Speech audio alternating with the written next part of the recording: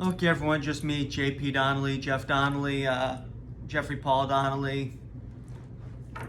I can be found on Facebook, Jeff Donnelly. I can be found on Instagram, JP Donnelly 8. I can be found YouTube, JP Donnelly 8, and a lot of other places, JP Donnelly 8 or Jeff Donnelly. Okay, including jpdonnelly8.com. This right here is from August 2nd, 2021, which was a motion to dismiss hearing that I had from a motion that I filed.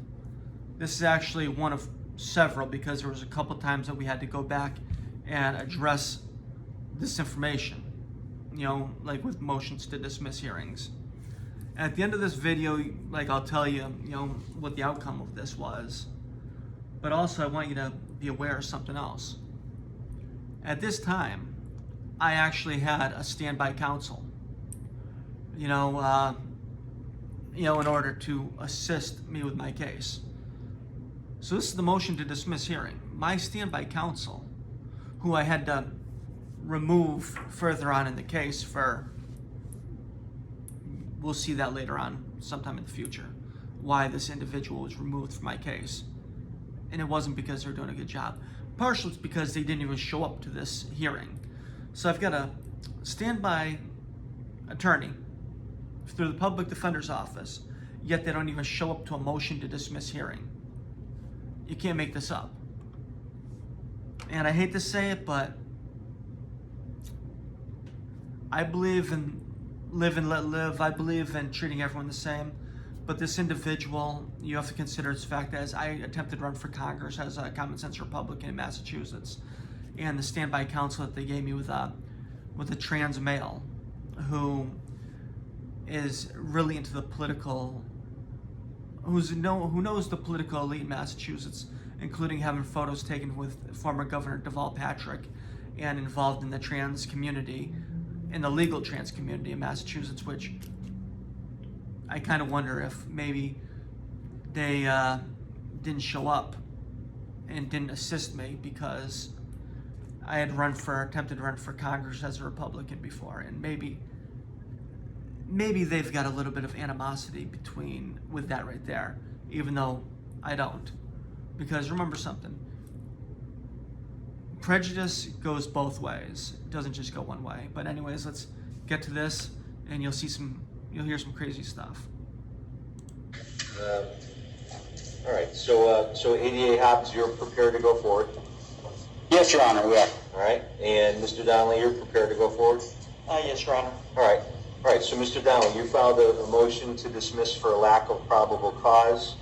Yes, Your Honor. All right, so I'll hear you, Mr. Donnelly, with regards to your motion. Yes, sir. Thank you. So this situation revolves around a refusal to provide a Class A license to the Springfield Police Department, as well as refusal to turn in firearms. As everyone I'm sure is aware that as soon as a license expires, it's no longer a license. It's no longer valid for identification or any other purposes.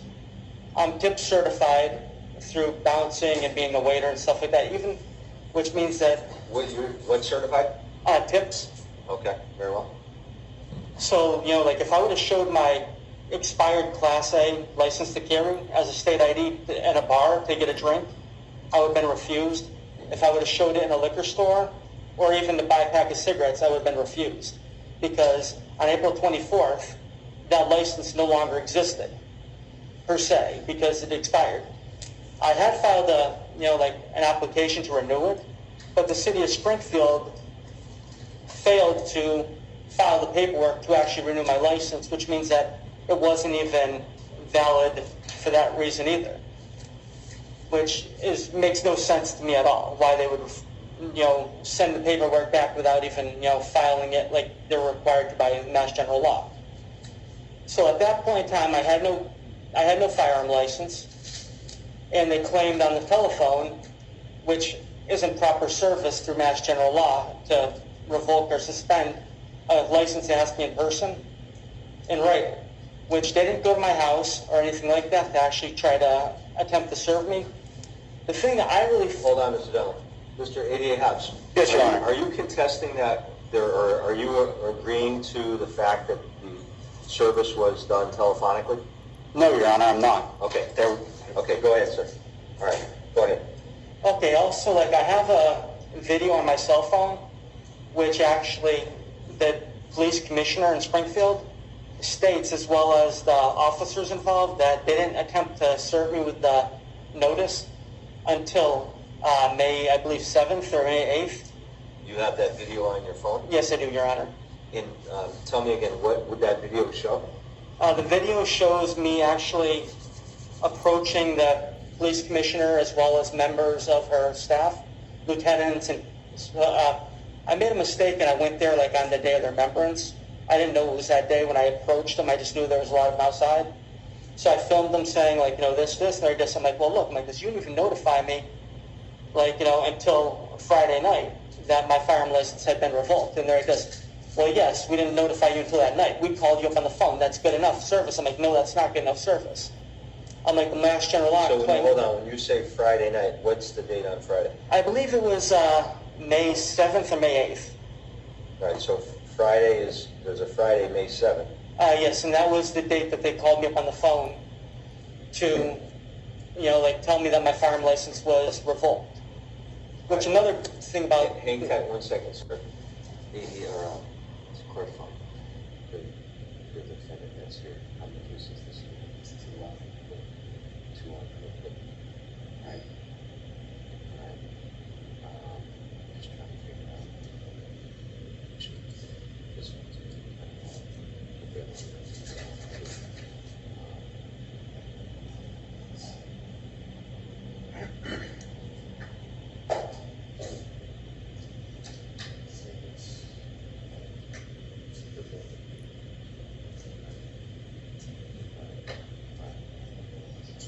Yeah. So, Mr. Donnelly, I want to give you enough time to be able to hear your arguments and watch the video. Yes, sir. So there's a gentleman that's here in handcuffs. I want to address his matter first, so I can give your case enough time and not feel pressured to have you talk in a quick fashion and give you enough time to be heard. So Yeah. what we're going to do is we're going to pass your case for a second call. We're going to address the man that's in handcuffs, and we'll call the Donnelly matter after this. Okay, I'm just wondering, Your Honor, Yes. like, I'm not really, like, that great with technology and stuff like that, so I'm just wondering if there's any way to get to get the video off my phone so you can actually see the video where they're telling me that, you know, like, because Right, I so- actually had asked them, they had to go inside the building to actually get a copy of the letter. All right, so if it's on your phone, Yes, Your Honor. we could potentially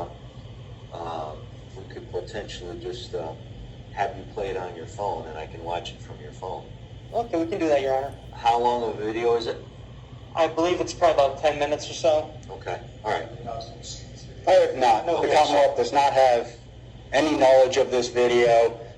We've not seen it, so we would object to it coming in. This is a Di Benedetto motion, Your Honor, which is the defendant is alleging there was no probable cause for a complaint to issue. We're confined to the 4 corners of the complaint and the report, and all of this is extraneous. All right, I'll note your objection, 88 Hobbs. And I'm going to allow, in 88 Hobbs, if you want to take a look at the video, we're going to pass this matter to address the other matter, so that way you can take a look at the video to see what the evidence is of notice and what other information may be contained. There was a letter mailed dated April 12th, Your Honor. The video contradicts that. All right, well, that's important information, and I'd like to see that information that the defendant has. So second call, if you want to look at it, 88 Hobbs. In 88 Hobbs, I'll give you more than enough opportunity to provide whatever evidence that you have of notice. I'm not saying that I'm agreeing to what the defendant is purporting to offer, but I think it's important to hear all the facts, and the court would consider this in the form of a McCarthy motion, as far as the court would allow the defendant to play that video. So I'll allow 88 Hobbs to take a look at that video. Second call, thank you. Okay, I just heard something in here that I didn't remember anything, and that is ADA Hobbs just said that a letter was sent on April 12th notifying me that my license was, suspended or revoked or whatever he's claiming here. At no time had any letter been sent to me or been alleged by the Springfield Police Department. No letter was ever provided. No copy of any letter was provided, or any affidavits of a letter having been sent to me. So this right here, you're gonna realize that ADA Hobbs has lied a lot in this case. This is a major lie right here, that he testified and gave direct statements to the judge saying that I was notified in writing through a letter. The only letter that the city of Springfield sent me was in, I believe it was May 5th or 6th, and that was the letter where they sent me back my application with all the paperwork in it, including the uncashed check. He's claiming they sent a letter about a month prior. Also, if you look at the video that I posted from Deputy Chief Kent, he even states that there was no letter sent. Yeah. This is them trying to get away with the written notice, trying to make an allegation after I brought it up to their attention during this hearing. Also, I filed a motion to dismiss, and ADA Hobbs was required to file an opposition if he wanted to oppose it. He never filed an opposition in writing, or an opposition at all. So I went in this blind into this hearing without knowing what he was going to claim.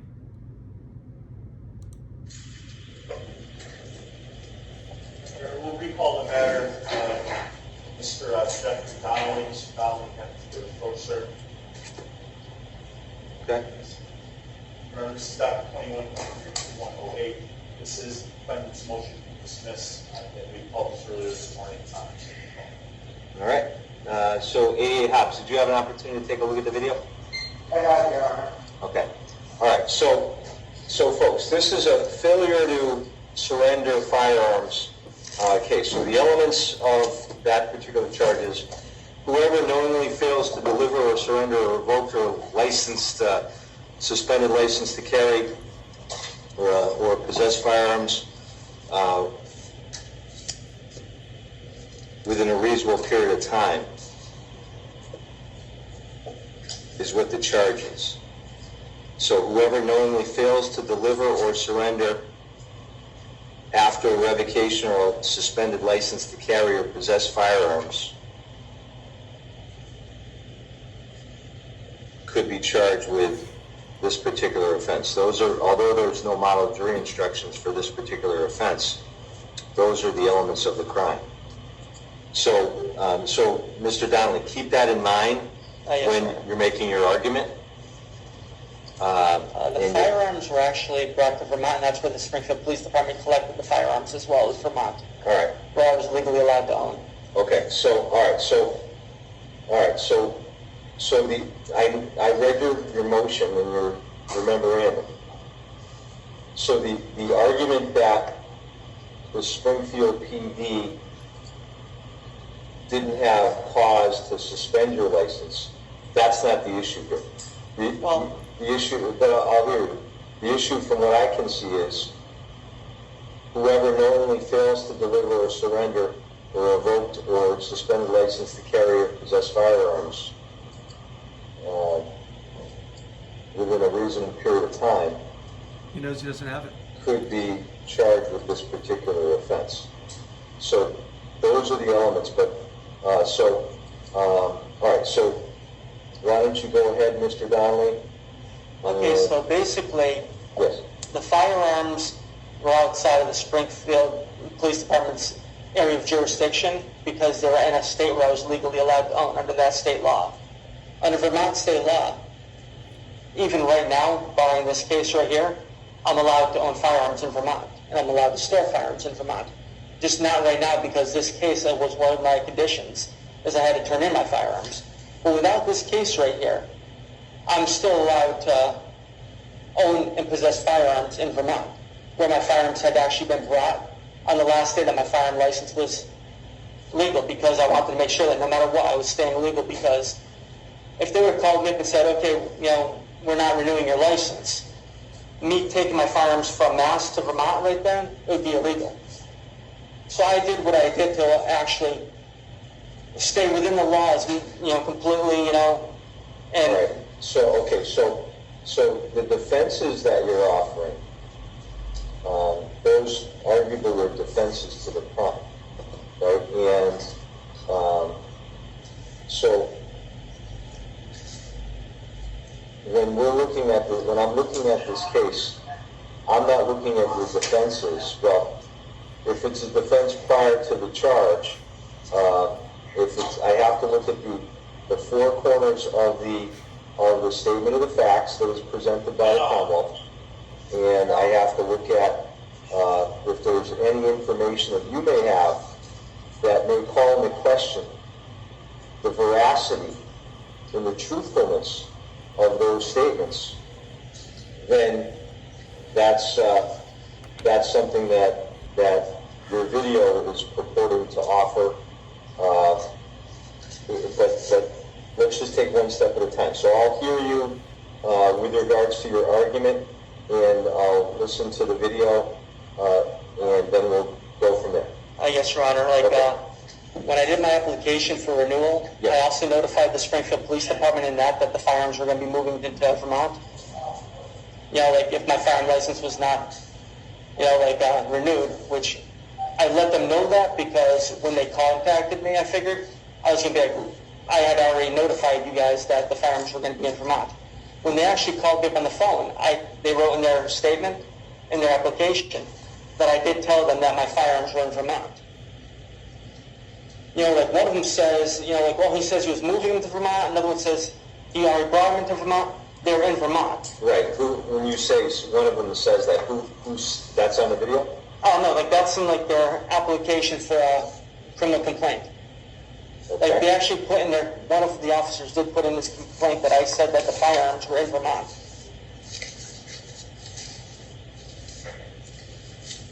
And in my renewal application, I said that the firearms were going into Vermont. So it shouldn't have been a surprise to them to find out that the firearms were not in Massachusetts. Right. It says the statement of facts indicates Mr. Donnelly stated he was going to transfer his firearms to Vermont, so we could not obtain them. It doesn't say they were already in Vermont. Well, no, another, one down there also states that it says that one officer says that I already put them in Vermont, and the other one said that on another phone call they said I was moving them to Vermont. Right. So on May 7th at approximately 5:20 p.m., Sergeant Podgorski called Mr. Donnelly, whom stated he felt he was not required to surrender his firearms. They were already in Vermont. Mr. Donnelly's story of the whereabouts of his firearms and other related topics kept changing and again refused to comply with the order. All right. And also I did provide, if you look at it too, I did provide other firearms that were not on the list. So I complied completely with the orders because instead of just providing the firearms that were documented on the list that they gave, I provided every firearm that I owned because I'm a law-abiding citizen, and if they would have notified me on the 12th of April, I would have turned in all my firearms right then and there to the police department as I had done in the past. What really got So let's get into the notice issue. So tell me how are you claiming you got notice? Can you please repeat that, Your Honor? Oh yes. How are you claiming you got notice of when you were supposed to turn in your firearms? I got notice on the night in question when they called me up on, I believe, May 7th or May 8th, on that Friday. Right. And when did you ultimately turn in the firearms? I turned in my firearms when I tried to turn in the firearms on the Friday leading into the Monday hearing, but the Springfield Police Department refused to allow me to take the firearms from Vermont to Massachusetts because I didn't have a Massachusetts gun license. And they said they had to go up to Vermont to get the guns. And I said, well, we could do it this weekend if you want. They're like, well, we can't do it on this weekend. And they arranged to go up to Vermont, I believe, on that Wednesday. All right. And I met with them in Vermont, and I, turned over the firearms to them, as I would have turned them in, because I contacted them on that Friday, leading into the Monday when the judge had said I had to turn them in. I had first gone down to the police department and asked them if I could use the Sally Port to drive in and have the firearms taken out of the trunk that way. And they said they didn't know. I had to call back later. I called up later. I left a message. Then I was called back again on Friday night, late at night, late afternoon, early night. And I'm like, well, can I just come down with can I just drive into the Sally Port and open my trunk and let you guys, they're, well, no, you can't do that. We need to go up to, Vermont to collect them because you don't have a gun license in Massachusetts anymore. I'm like, okay, well, I have a judge's order telling me to deliver them to you, and which judges? Judge Payne. Judge Mulcahy? No, Judge Payne. Judge Payne. Yes, so he ordered that I had to have a letter from where they were in Vermont, or I had to turn them into the Springfield Police Department. So what ended up happening is the Springfield Police Department ended up going up to Vermont and getting custody of the firearms due to the judge's order of me turning them into the Springfield Police Department, or having a note, because in Vermont, I personally could legally own them. I didn't need to turn them into anyone else under Vermont law. But I did comply exactly with every order that I had received. See, if you look at it, right, I really don't mind the fact that the Springfield Police Department suspended my license for the Palmer case while the Palmer case is on, because I completely understand the reasoning behind that, which my court-appointed attorney had actually told me that I should file an appeal on that, but I'm like, I'm not filing an appeal on a suspension while this case is going on, because I understand the reasoning behind it, the reasoning behind the Police Department's suspension of it. And I'm not going to argue it because I agree with it, and it's pointless. Just like with the Palmer case, the ADA in that case was asking that I have no contact with the alleged victim. And I said I have no issue having no contact with the alleged victim because I haven't had contact with them in for over 5 years. If the ADA in that case would have asked for my firearms to be turned in as a condition of release, I would have complied with that as well. Would have. I'm not an individual who's I can be difficult, but not when I understand the reasoning behind something. And that's also why I turned in.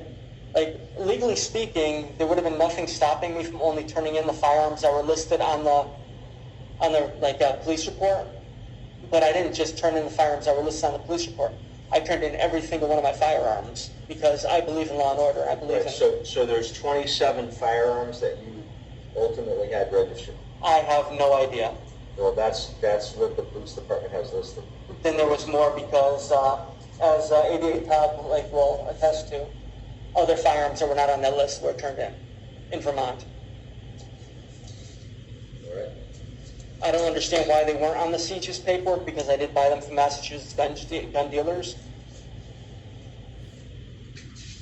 Right. So, Kamal, as far as Mr. Cook, Kamal, did you have an opportunity to review the video? Yes, I did, Your Honor. All right. And all right. So, Mr. Donnelly, what do you believe is in the video? What's it? You indicate that there's an issue, or the notice issue is discussed in the video? Yes, Your Honor, because I continue to ask the officers, and I didn't just have 1 or 2 police officers there. And where does this video take place? Right in front of the Springfield Police Department. On what day? On I believe it was Monday, the first day I was in court here, in court for this, which would have been Monday, I believe, maybe 12th? Monday the 10th? Maybe the 10th. Monday's the 10th. Yeah, it was first arraigned on this case on May 11, 2020. Then it was May 11th then. Right. Because after I left the courthouse, I went to the Springfield Police Department, and they were having their I found out when I got there, they were having their remembrance for their fallen officers. Right. I did not plan this, but when I got there and I seen deputy chiefs, captains, lieutenants, the chief outside, I figured this was the best time, basically the only way to get them on video, and it just... All right, so what are they, on that, so on May 11, 2021, when you go to the Springfield PD, what do they say? They agree. Like I've got one officer who I think was either maybe a sergeant, captain, or a deputy chief. You know, he's like, "Well, your license is expired anyways. What's the deal?" And he also states that they tried to, you know, serve me that they only served me on that day. I've got other All right, let me see the video. Okay. Do I need to actually, can we just hear it, or you believe it's important for me to actually see the transaction? It's up to you, Your Honor. You know, I think it's about a 20-minute video, so. All right. You know, from start to finish. So let me ask you a question. Yes. The point where you talk about notice, where is that in the video? It's all throughout it because I talked to different members of the, you know, chain of command, like lieutenants and deputy chiefs and the chief herself, as well as Sergeant Podursky, who wrote in there, who states in here even that, you know, the first time that they tried to serve me was in fact on that night. Who says that? Podursky did. All right, can you cue that up?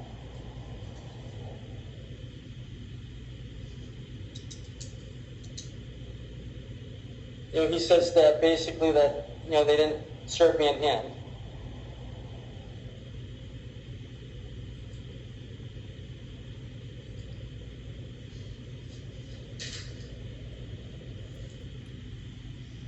Plus, I've got him on film going up into the building and actually getting me a copy of the thing right then and there, serving me. Of the notice? Which shows that I wasn't,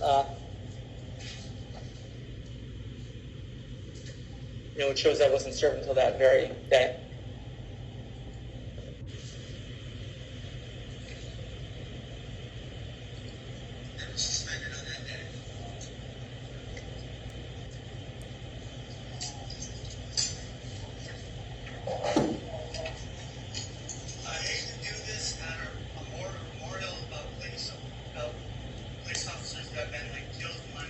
I think that's the very beginning. It's got to be done. You know, it just happens to be That's the very beginning. this way. You know, the sad thing is, you know,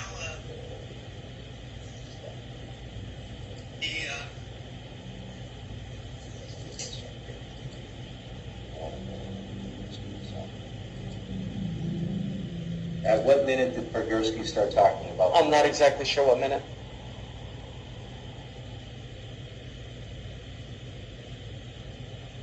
But also, like, a guy started talking about it before Podursky, who I believe was one of Podursky's, like, you know, superiors. I hate to do this at a memorial of police officers that have been, like, killed in line of duty, but I hate to say it, it's got to be done. You know, it just happens to be this way. You know, the sad thing is, you know, excuse me, look, excuse me, you're with media, right? I think you'd like to know this. I'm Jeff Donnelly, I run for city council, and I was just arrested because the police commissioner, I was a Class A firearm license holder, but I'm facing bullshit BS charges over in Palmer. So what ended up happening is, my firearm license was up for renewal on my birthday, April 24th. Like, I think we should get her too before she, like, goes back inside and let her know what's going on. Police commissioner. Do you mind if we just, I'm sorry, I don't mean to cut off, but I have to go by because, like, literally just go for minutes. We talk after. Jeff Donnelly. Hi, Jeff. I'm sure you heard about me. Okay. Well, the thing is, my firearms were both from Vermont. My firearm license on the 24th of April. You can see the video. I posted already. I was arrested and had like a, you know, because they called me up on Friday, called me to turn in my firearm license. Yeah. I told the officers, like, I don't have a firearm license anymore. It's been expired. Yeah. So I'm no longer, I know I have a license to actually give you. Right or wrong, I don't have a license. It's expired. I'm like, yes, exactly, but I'm like, this my She agrees. Vermont. So I'm legal in Vermont. Yeah.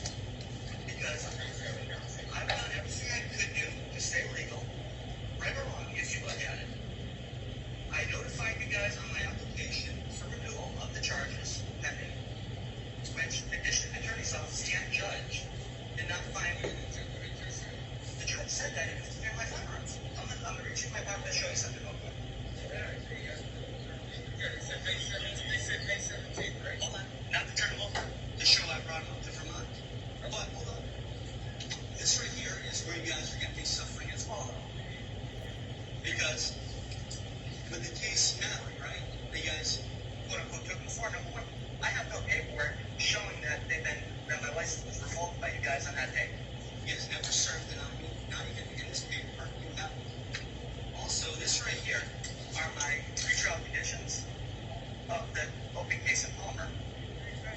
What I'm showing you is that this is corruption, and I'm not willing to sit by and allow corruption to actually take place. This right here, look, this right here shows there's not checked off, refrained from possessing the firearms or anything like this. This is the judge who has read the Palmer case and the district attorney's office who's prosecuting the Palmer case, which is also from 5 years ago. The months of release, they didn't even want to file, but they were ordered to file by the district attorney's office. But see, even in that case, my firearm license, well, the underlying charge, yes, it is a serious charge. It is a serious charge. And they said something about it. I'll be honest, that is a pretty serious charge. But how many times do I have to say that? But the thing is, no, it's not an automatic suspension. Nothing is an automatic suspension because if you look at it, the judge who gave pretrial conditions, the district attorney's office who agreed to the pretrial conditions, do not say the firearm license needs to be removed. No, they issue the conditions of release. And on top of it, the firearms were brought to Vermont. You guys were notified that the firearms were brought to Vermont. You guys are aware that on the day that these were charged, these were filed. I did not have, well, guess what? That's an argument in court, right? But on top of it, besides an argument in court, it shows that you guys are overstepping your bounds and acting illegally. And you know something? When the magistrates are confirmed as well, you understand? All I'm telling you right now is, you guys have completely fucked up. And because of that, I'm going to be sitting here. Oh, I'm going to be going to court, but you know what I'm going to do? You see that lobby right there? That lobby should have a nice hunger strike in it. Yeah. Exactly. I'm glad you understand that. And I'm going to be spreading all of this information as far and wide as I can because, and also, I'm demanding right now the revocation letter. I do not have a letter revoking my license to carry. Massachusetts general law clearly states that it's to be in writing and provided in writing. So as long as it has not been in writing, I was never served with it. So please, go back in the building and get it in writing for me because until then, no thank you, I'm not leaving. In the phone, I was notified on Friday, which is past the day that it was expired. So you're saying that it was, in this paperwork, it clearly states that it was, well no, because the thing is, in this paperwork, it says that it was officially revoked. So it says in here that it was officially revoked in mid-April. Which means that, as long as it says here, well no, I need the paperwork. Yes, I need it. It doesn't matter. The Massachusetts general law clearly states that it's to be put in writing. It's to be put in writing. It's to be put in writing. Massachusetts general law claims that it has to be put in writing. And you guys claim in here for your application for the award that it was provided, which it was not provided. In writing. No, in writing. Massachusetts general law says in writing. You do not have the authority. You do not have the authority to actually say verbally when it says in the law in writing. Listen.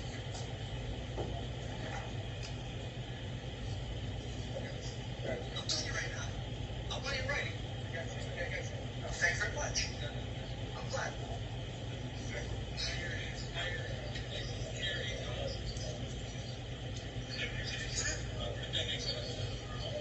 And also, I want to know, like, who contacted you guys in order to notify you of the charges. No, that does matter because I'm in the process of, I've got a motion to dismiss getting in the other case. That's for me to find out, right? I am trying to find out from you guys who's the one. So you're not willing to disclose that information without, you just told me you got a motion from the court. Yes. Okay. I'm glad because I'm saying, because from the get-go, okay, because, all right, because, and thank you very much for your service. I see you, served a lot. You're like, I'm just like, I've sat here and done everything as legally as possible. See, that's why, like, I moved the firearms out of state in order to be legal.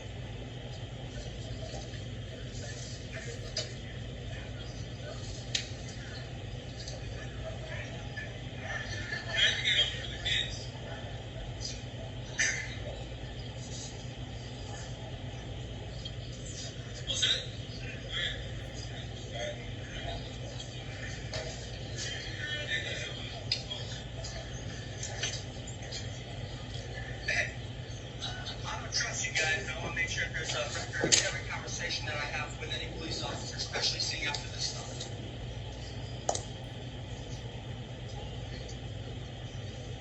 Because it's actually kind of surprising that I wasn't notified and I wasn't called up even like they called me on Friday night in order to tell me that my firearm was revoked because if they would have, I would have actually turned everything in legally.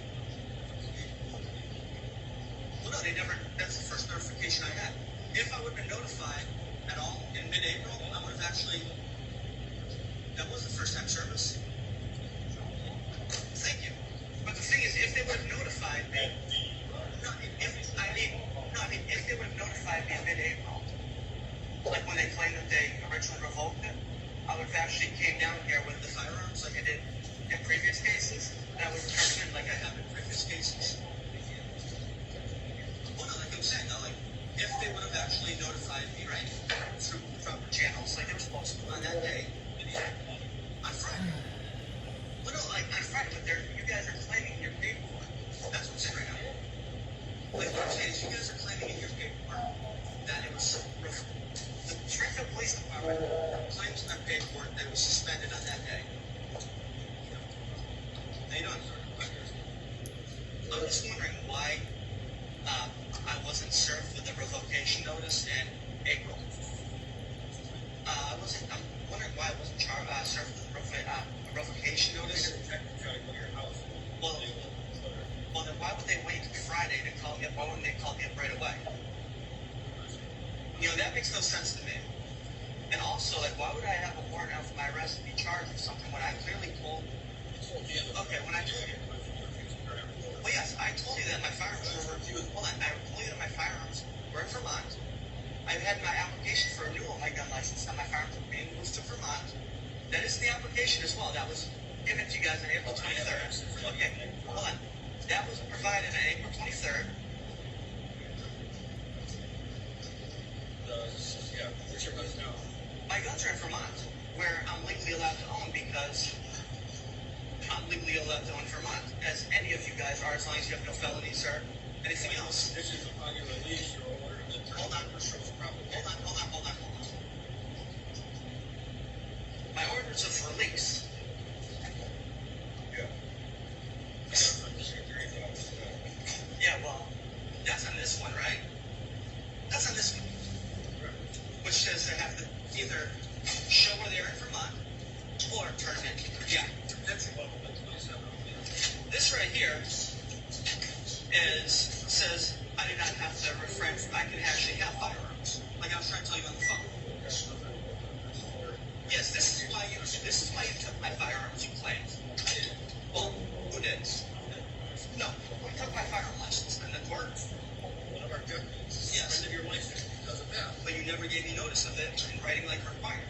And the first time yes, on Friday. On Friday. On Friday, right? So, Hold on, did I have a firearm license on Friday? no, was not expired. Exactly, so on Friday, I did not have a firearm license. Yet you charged me with refusing to return over a firearm license. So you just told me, hold on, what? You just told me right now that I did not have a firearm license. You had to get the guns. Why? Even though you were told that they were Vermont, you still got them. Well, your first story was you're going to transfer them. No, the paperwork is said, no.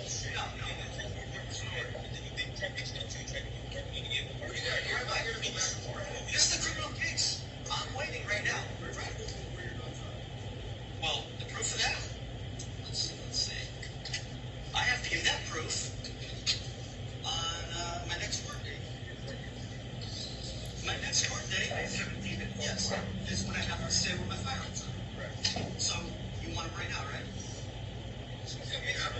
No, you don't have to get them right now because I have until, and like I I said, they're in Vermont in order so I wasn't getting a visa. Exactly, because that's what I need.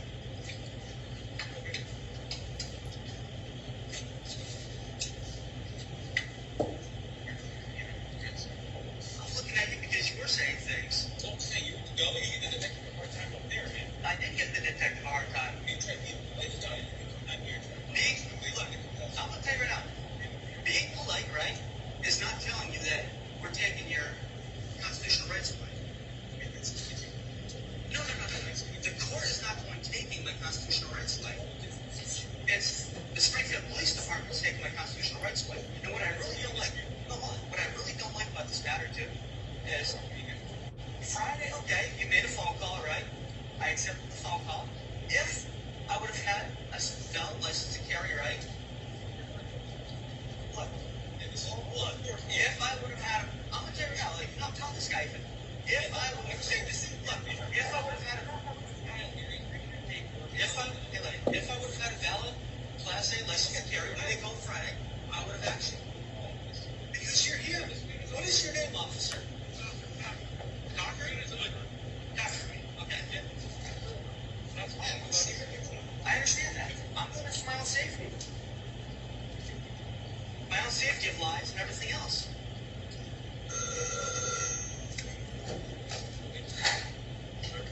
Thank you. Okay. Because that's basically what I'm asking for right now, is to be served the paperwork that it was supposed to serve. Because I did get the last letter from you guys with my check that was not cashed.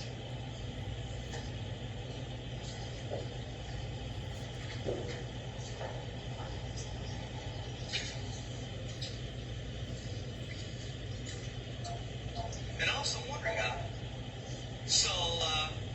my business license had also been refused to be renewed as well.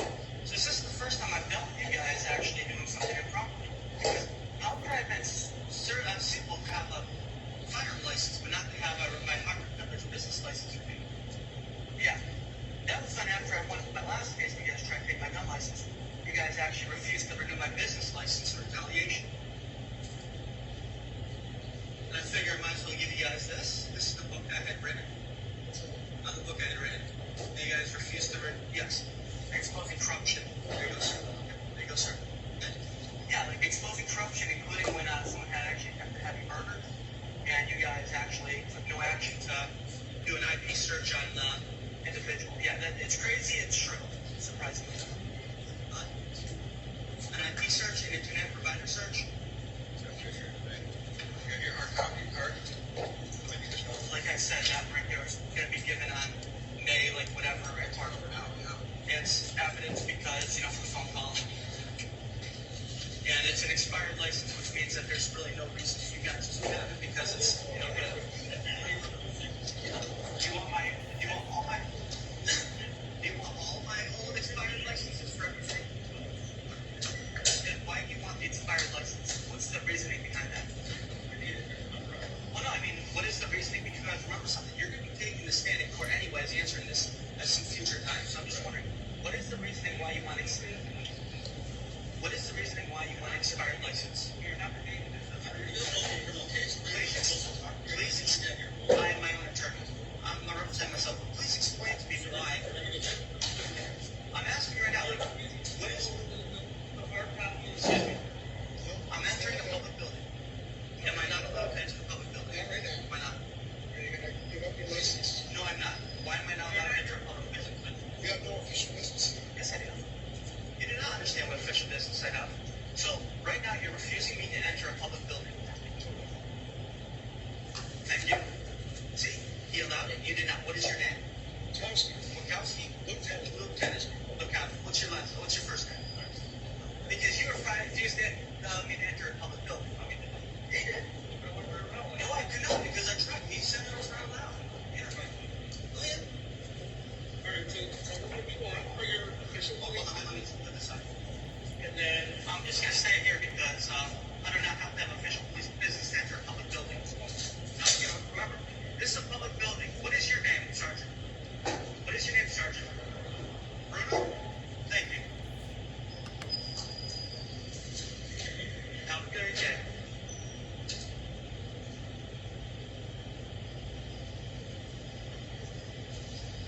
yell of Springfield police refuse entrance to the building, then they allow it, then they refuse it. Very, very beautiful. This is the city of Springfield for you.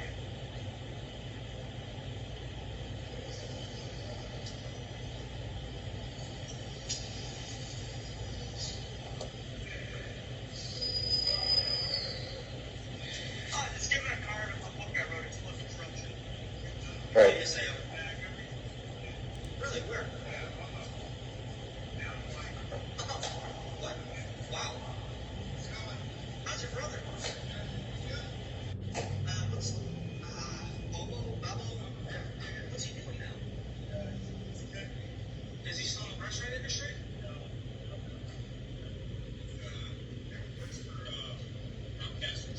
All right, so Mr. Donnelly, anything else on this video that is of significance regarding the notice issue? On this video, no, but I just remembered maybe 7 years ago, which is on the same phone, I had they had revoked my gun license, and I actually had to go in the police department and refused to leave until they actually gave me the paperwork in that case as well.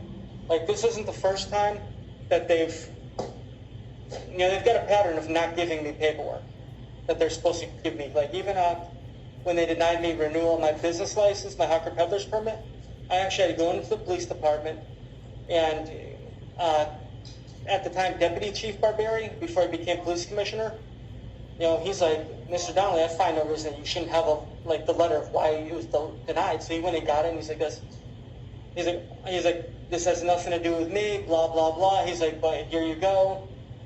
And when they had taken my firearm license, when they had revoked it the first time, they called me up and told me to turn in my firearms in the police department. I showed up to turn them in, and next thing you know, he's like, one of the guys is going gun license. I'm like, this paperwork.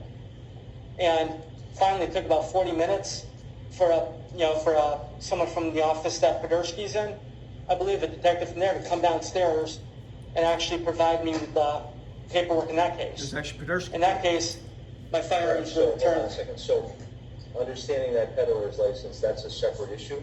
Yes, Your Honor, but it's just basically what it is it's just a showing that this isn't the first time that they've tried to hold paperwork from me. And it's, as you can see, I basically make them go upstairs and get me a copy of it. And what I found out too is, how you can definitely tell I wasn't aware of what was on that paperwork, is I'm sitting there using the term revoked with them, and they're using the term revoked to me, right? When you look at the paperwork, the license wasn't revoked, because a revocation and a suspension are two different things. And if I would have actually been provided with that paperwork prior to this day, I would have known that the firearm license was just suspended until the Palmer case was over, and it would have been no big deal at all. The thing that really scared me too is because the corruption I faced is, it really, I've got anxiety disorder. So when I'm seeing that my firearm license has been even suspended on April 12th, and I'm only finding out about it in early May, I'm sitting there like this. If I was target shooting or something, I would have gone caught, coming home or something, and I would have been asked, oh, do you have a firearm on you or anything? I would have been yes, oh, yes, I do. And then I would have been facing a gun charge because I would have had a firearm with a suspended license. So that right there, really got me, anxiety. So the document that's in your file, or that you submitted, dated April 12th from Deputy Chief Stephen Kent, indicating that your license was suspended. I was provided on the date that they actually wrote on the bottom of that. On May 12th, I believe it says down there, at 5-something p.m., which correlates to the video that you just listened to. Okay, all right, thank you. I'm going to come back to you. Yes, all Your right, Honor. so let's hear from the DA's office, and then we'll go back to Mr. Donnelly. Well, Your Honor, the Commonwealth asks that you deny Mr. Donnelly's motion. The issue before us really is probable cause to issue a complaint. Was there probable cause that the magistrate heard that an offense was committed? You referenced yourself, Your Honor, the suspension notice. This suspension notice, per the four corners of the report, indicates that it was issued on April 12th. Mr. Donnelly did not respond to that. On May 7th, officers called him on two separate occasions. The first phone call, he indicates to officers that he was not going to turn in his firearms. He was not going to turn in his license to carry. The firearms were in, he was going to transfer the firearms to Vermont so that the officers couldn't get them. About 20 minutes later, he tells Sergeant Podgorski that the firearms are already in Vermont and that he's not going to turn them in, and he feels that he's not required to surrender his firearms. Remember something else about Detective Shink, the one that says that I told him that I was going to be putting the guns into Vermont. This is also the same detective that lied about what firearms I had. You know, he's also the one that lied and said that 2 of my antique Tokarev pistols were AK-47s. He also lied and said that my 1911 style 45 caliber pistols were 45 automatics. He's also the one who wrote in the complaint that my firearm license had been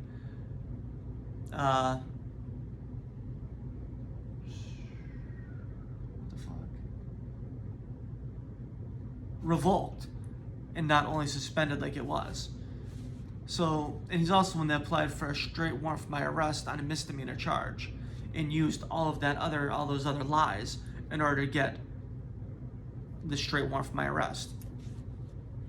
You know, because they were upset that I was smarter than them and I moved the firearms out of state where I was still legal, and I was refusing to meet with them on a Friday night, you know, so they could arrest me for having my firearms in Vermont.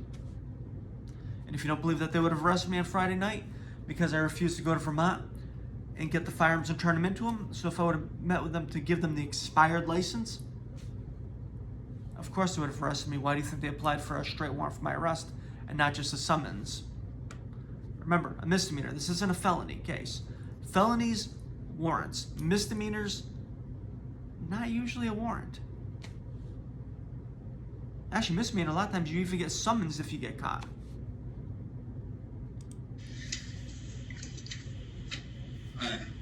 Whether he feels he's required to or not is not the law. The issuing authority removed they suspended his right to possess firearms and his license to carry on April 12th. They say they issued it. That's what the report says. The standard says, is there probable cause in the 4 corners of the complaint? And the Commonwealth argues that there is. All these other issues as to his license to carry was expired, the firearms weren't in his possession. These are side issues, not for a De Benedetto. However, I would argue against both those as well. Once an applicant or a license to carry holder in Massachusetts submits their renewal paperwork, their license to carry does not expire until it is either approved or denied by the approval authority. This didn't happen in this case. Never cashed a check, never sent it to Boston. My gun license was not in the process of renewal because the city of Springfield didn't cash the check, didn't send the paperwork to Boston. Therefore, my firearm license was not in the process of renewal. Damn. There was no denial, there was no approval. As Mr. Donnelly himself admits in his motion and his exhibits, what had happened was the licensing authority receives his paperwork prior to the expiration. They send it back to fix some clerical errors and have him resubmit. At that point, I suggest his license to carry is not expired because he's in the process of renewing it. And the legislature put those protections in because of how long it's been taking licenses to be approved, either initial application or renewal. Secondly, as to whether or not he possesses the firearms on this occasion, Your Honor, The case law is clear that possession is power and intention to exercise control, knowledge coupled with ability and intention to exercise dominion and control. So this is constructive possession. He doesn't need to physically have them on him. If he moves them to the state of Vermont, and he, in his motion, refuses to say where or who or if anyone in Vermont has them, he has power and intention to exercise control over them. He has the exercise of dominion and control over these firearms, so he does still possess these firearms. But that's just to briefly address these side issues. The main issue is probable cause for a complaint. And remember something. A Massachusetts Class A firearm license allows someone to possess firearms in the Commonwealth of Massachusetts. That license has no effect in any other state other than Massachusetts. So me having access to firearms that are in another state where I'm still legally allowed to own, really? Come on. Like, it's a Massachusetts license we're talking about, not a Vermont license. Not a Florida license, not an Ohio license, not a New York license, not a Rhode Island license. A Massachusetts license. Did I have firearms in Massachusetts? No. Did I have firearms in a state where I was still legally allowed to own it? Yes. Like, and this guy's a veteran. Like, Lord help us. The Commonwealth argues that there is probable cause for a complaint to issue in this case, Your Honor. So, what about the statement of facts indicates that Mr. Donnelly was served? So, Your Honor, the statute revoking does not say notice must be served in hand. It says issued. And I understand notice requirements. There are no notice requirements beyond must be notified in writing. This is in writing. We have no evidence one way or the other. We have Mr. Donnelly's statement, which is self-serving, which is not a bad thing. It makes sense why he would want to. However, we also have the police officer's side, which arguably from that side is probably self-serving. Representing the Commonwealth, they say the notice was, or the suspension letter was issued. That's When? Where? In the application for a criminal complaint, they never say that they sent a letter on April 12th. Never. During the trial, never. At no point in time did they ever supply any information showing that a letter was sent or even alleged to have been sent, not even in the criminal complaint. In the video I showed, they admit that they never served me. And in writing is how it's supposed to be. That's what it says in the Mass General Law. what we go off of, Your Honor. That's in the complaint. This is a De Benedetto. It still meets probable cause.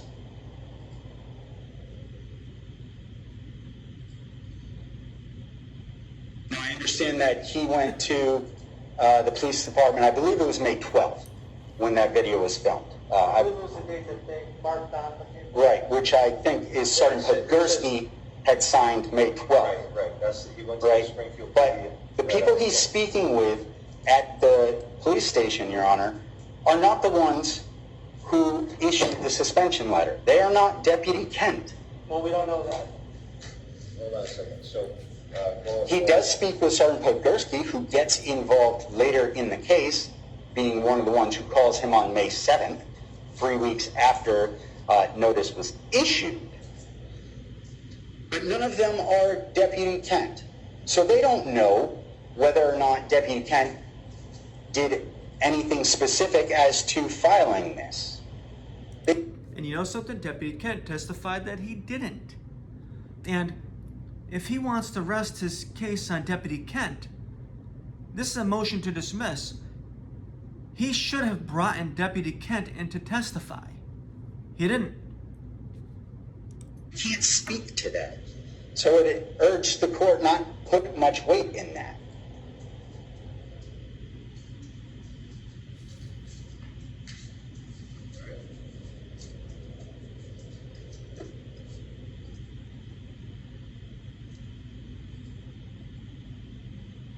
Your Honor, I'm just wondering if we're not supposed to put any weight into the people who actually filed for the criminal complaint, the issue. Well, why didn't Deputy Kent provide a statement in there as well? Because without him supplying a statement or them actually saying that they actually attempted to make service on me prior to that date of the 7th or 8th. Your Honor, I would ask that you not entertain this service requirement argument that Mr. Donnelly keeps making. The law does not state a service requirement. This is not a 209A. Yes, it does. So, hold on a second. So, 88 Hops, you're saying that if somebody has to comply with a specific court order, how can they comply with it if they've never been given? I understand, Your Honor. I don't Answer that want it. question. Go ahead. Answer that one. How can they do it if they don't know about it? Is that the question? Correct. That's the question. You can't answer that. I agree with you, Your Honor. Okay. I don't want the argument, however, to get conflated with an in-hand service requirement. If they issued the notice, they've done their end. They do not have postmark stuff. Mr. Donnelly can't produce anything, so we're here, and it's a he said, she said if we're going to go down the notice rabbit hole. We have the documents dated April 12th and signed April 12th by the Deputy Chief.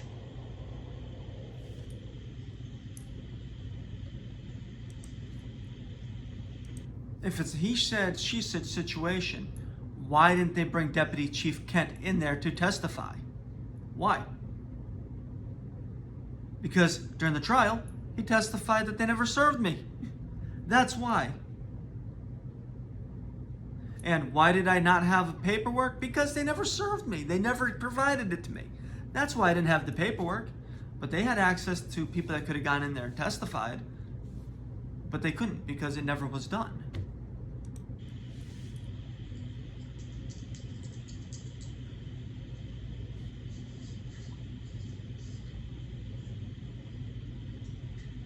Plus, on top of it, Your Honor, if you look at the application too, they actually list firearms that I don't even own.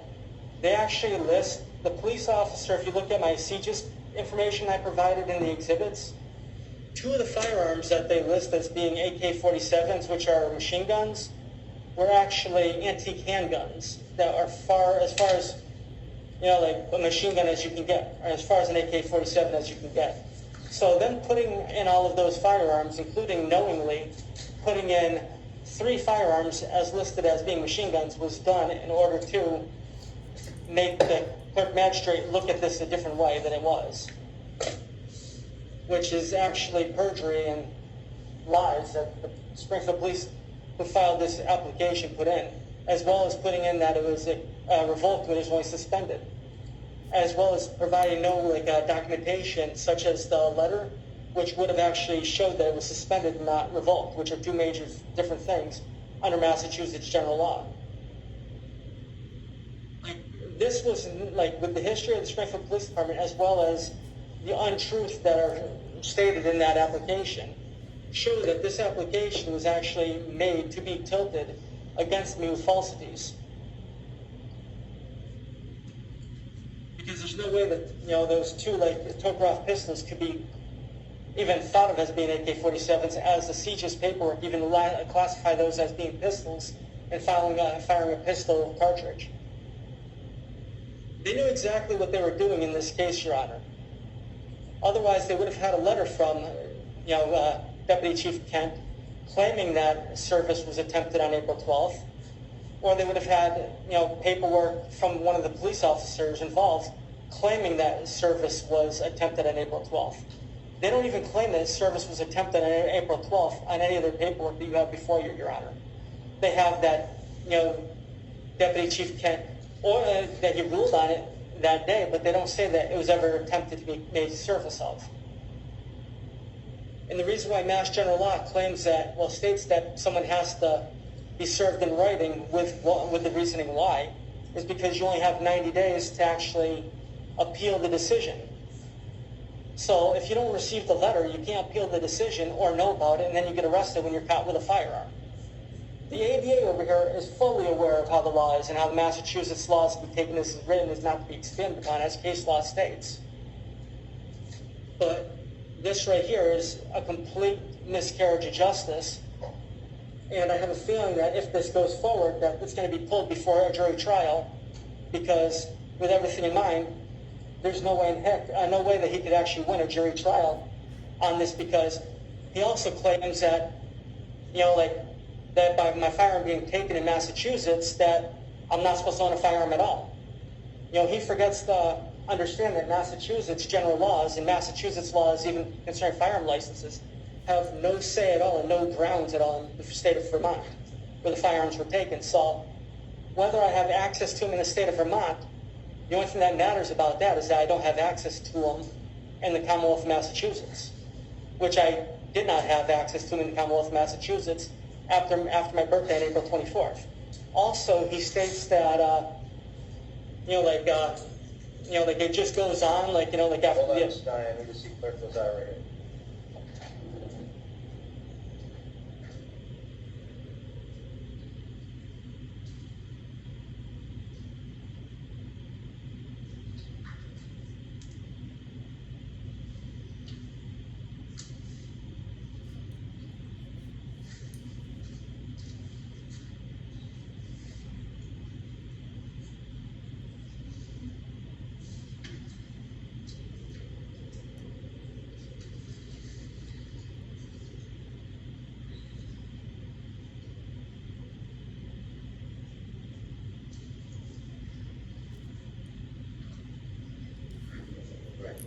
All right, so Mr. Donnelly, go ahead. So Mr. Donnelly, let me ask you a question. Yes, Your Honor. I want you to address the delay in providing the items or the weapons to the Springfield PD once you were given notice on May 7th. Once on May 7th, the No, delay. the telephonic notice. The what? When you had a conversation with Detective Schink, and what was the cause of not supplying the firearms at that point in time?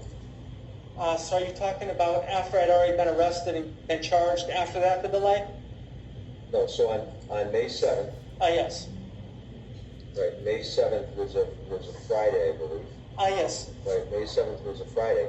So as far as your argument goes, Basically, if I would have been ordered to provide the firearms without any criminal matter or anything like that, if I was to comply with the Springfield Police Department and go up to Vermont and remove the firearms from Vermont and bring them back into Massachusetts, that right there would have been the Springfield Police Department violating Vermont state law and the Vermont state constitution. Because at that time, yes, I really didn't have a firearm license in Massachusetts, but I was perfectly 100% legal in Vermont. So them going up into Vermont and taking my firearms from Vermont, which is a sovereign state where I was legally allowed to own under, is actually a violation of Vermont law. Okay. All right, so, Attorney Hobbs, what do you say that one of the statements that's contained in the statement of facts is that there's conflicting statements, but the second statement that he makes, or the second statement that's contained in the report, is that he was not required to surrender his firearms, they were in Vermont. So, if they're in the state of Vermont, how would he be able to supply them to the Springfield PD? So I think, Your Honor, he could have coordinated with Springfield Police Department to go up in there to Vermont, transfer them over, so he's not putting himself in jeopardy of transporting firearms across state lines into a place where he's not licensed because it's suspended, which is exactly what happened after the judge ordered it. It's also important to note that he didn't have to turn them over to the police. He could have left them with his authorized person in Vermont. It just had to go through the Springfield Police Department, the licensing authority. And Mr. Donnelly was not happy with any of that until the judge forced him to do it. Up until that point, Mr. Donnelly was refusing 100%, Your Honor. which is why a complaint issued, which is why we're here today.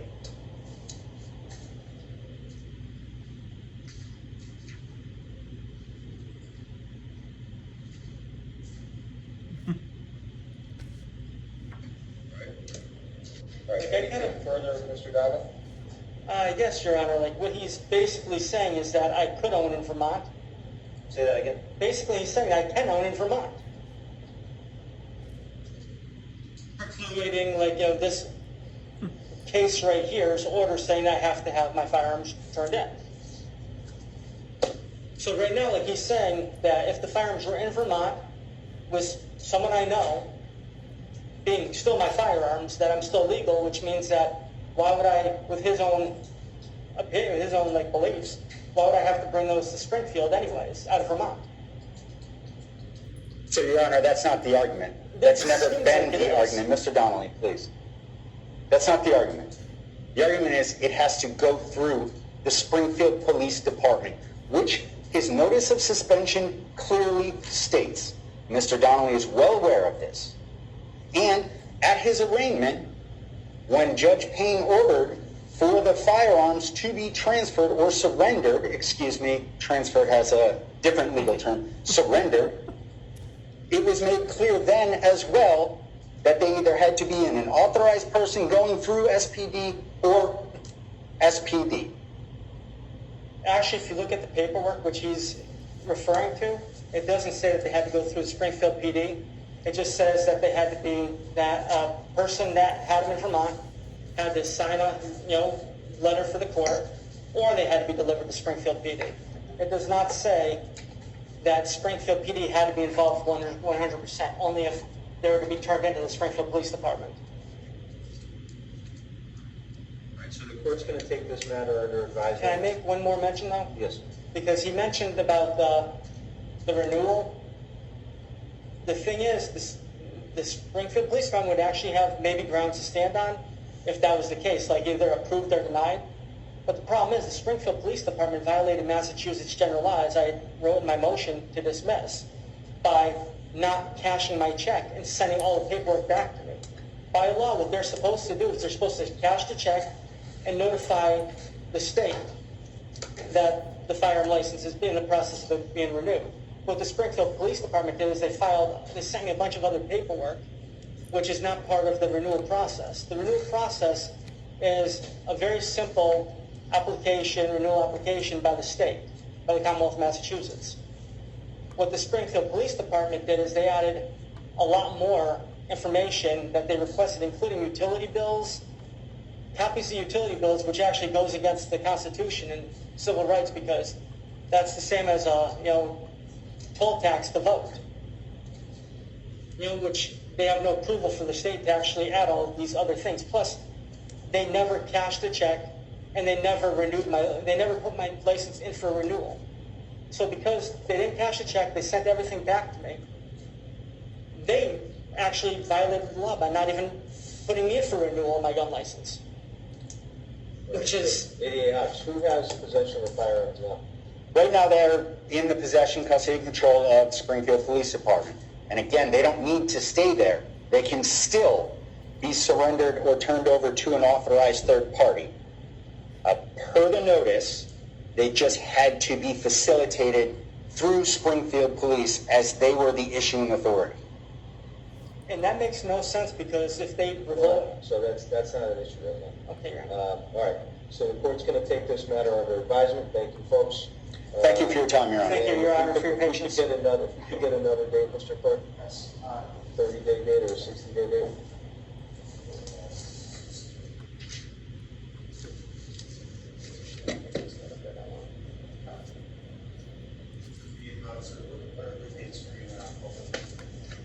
One moment, please.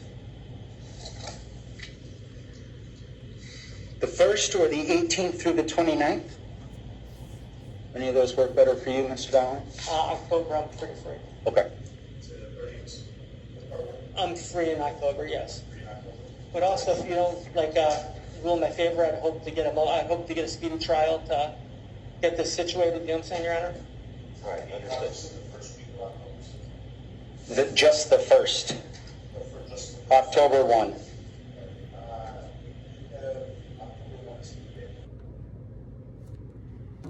Okay, so that right there was my first motion to dismiss in this case. And as you can see, the ADA Hobbs lied a couple times in here. Didn't bring any witnesses that could have stated what he was claiming, because they couldn't, because it didn't exist. He himself said that I could have owned in Vermont. This is just crazy shit. And the judge ruled against me, even though the judge himself was saying that, the judge himself was saying, well, how was anyone to be notified if it's not in writing? Well, it doesn't have to be in writing. No. The Massachusetts general law, the law itself, says that it has to be in writing. And he is saying that it doesn't need to be in writing. And then he's claiming, well, what he's saying is to serve him, and what they're saying is to serve them. It's like, well, if this paperwork existed, you would have filed an opposition to my motion to dismiss, and you would have included this paperwork. You would have filed an opposition to my motion to dismiss, and you would have presented Deputy Chief Kent, Detective Schenk, and Sergeant Podersky. But guess what? He didn't.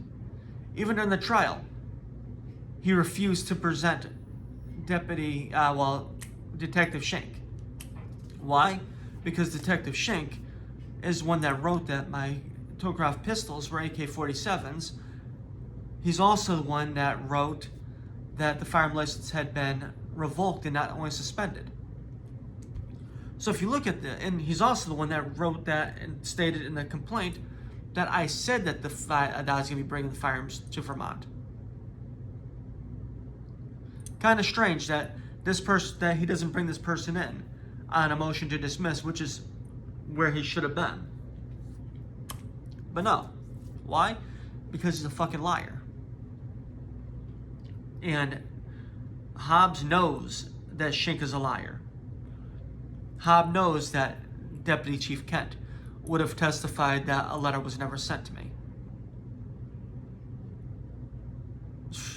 This is just, when you look at this stuff, this is just crazy. And you know something?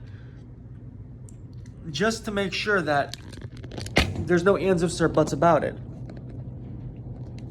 that right there shows that this is from the official, court recording from Springfield Hamden County Superior Courthouse, District 4, August 2nd, 2021. And this is the official website that does the transcripts and such. So, with this in mind, stay tuned, share, comment. I'm just trying to, I was offered 1 day of pretrial probation in order to end this without a jury trial, and I refused. I was offered continuance without a finding on the day of the jury trial, and I refused. Why? Because now we're in the appeal process, and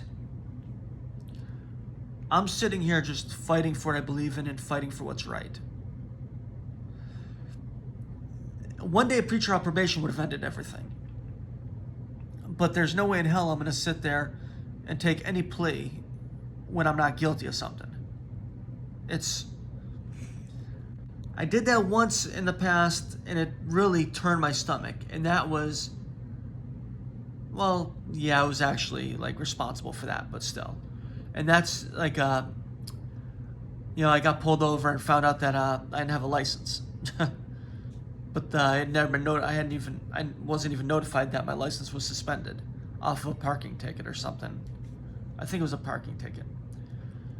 But I went there. I'm like, something? Yeah, I'm gonna fight this. And the judge is like, well, continues without a finding and a fee of $50. And I'm like, and he's like, yeah, that's what's gonna happen. I'm like, okay. But did I know that I didn't have a license that day? No. But yeah, they weren't going to let me take up a lot of court time on something like that, but yeah, screw it. It did leave a dirty taste in my mouth, though, taking a plea on that, but that one right there, I probably would have, yeah, I would have found, I was guilty on it, honestly, but even though I didn't know. Because you know what they say, ignorance of the law is no excuse. Okay, well, JP Donnelly, 8 different places, and yeah, like hopefully, you know, like you're seeing this as what it is, corruption and stuff, you know, but, you know, some people out there, you know, whatever, like me, love me, hate me, like, hey, I'm sitting here just being honest with you, and I'm just, you know, showing you exactly what's going on, all right? You know, if you have any questions, comments, whatever, shoot me the questions, jpdonnelly8@aol.com, and I'll answer them, you know? So have a great day.